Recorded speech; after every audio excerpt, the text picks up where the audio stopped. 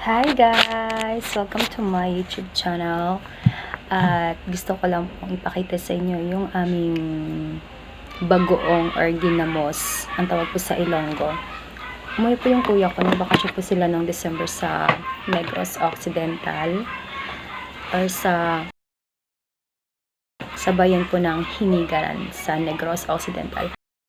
Pasalubong po silang dala. So, ayun, kagabi, binuksan ko na.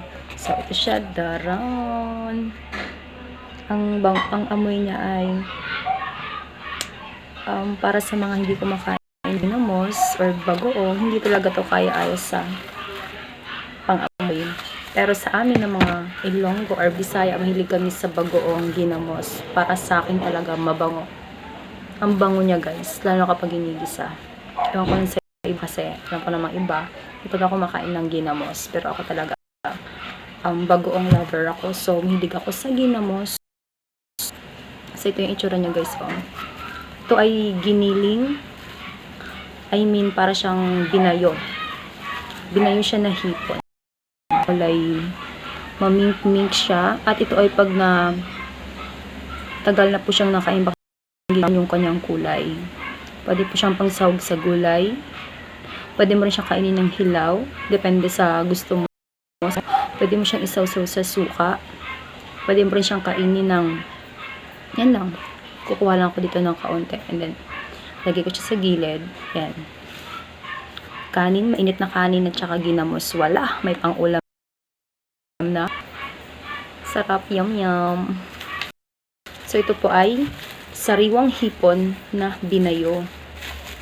Ilagyan yung sangkap niya ay ano lang, asin. Asin lang yung kanyang sangkap.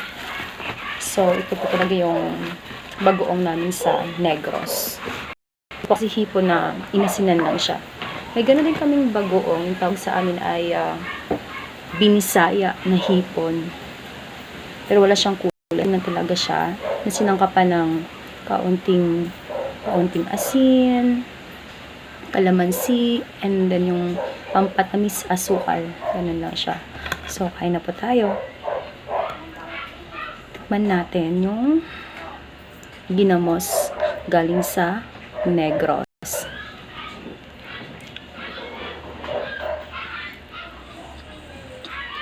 Sarap. Nakamis.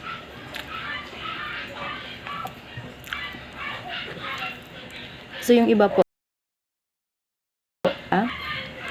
pwede nyo rin po sang igisa sa baboy. Ako, pwede pa.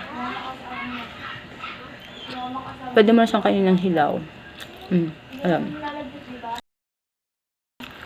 Ganyan lang po. Sarap. Kain.